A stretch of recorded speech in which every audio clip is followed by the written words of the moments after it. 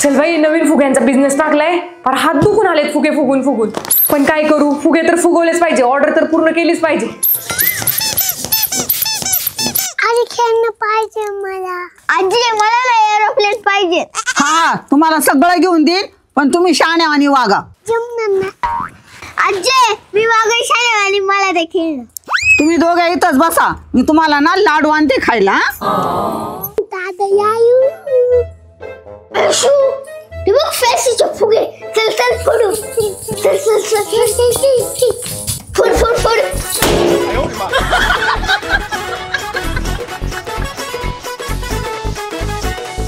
चला बाई, पोरांना लाडू घेऊन जाते. भया, या पोरांनी तर फॅन्सीचे सगळे फुगे फुडून टाकले. भया, ही फॅन्सी आता मला काही सोडायची नाही बाई. माझ्या पोरांना लय वरडन बाई. आता जरा पोरांना लाडू. आजी आम्ही फुगे पाहिजे नाही.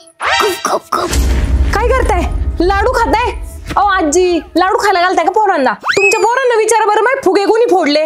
नाही बाई फॅन्सी, मी तर आज नाही मान्य करणार. माई पोरं मायापाशीच बसल्यात. गावात असं एक काही खोडकर पोरग नाही का जे मा फुगा फोडत? तुमचीच होती तशी.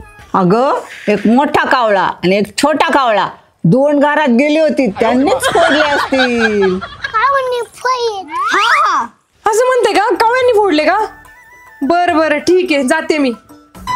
कावळ्यांना वाचले तुम्ही आज, नाही तर फॅन्सीने तुम्हाला घरा निघावलं असतात. बाई, धंद्याचा पहिलाच दिवस आज लॉस गेला. आता परत सगळे फुगे फुगवायला लागतील.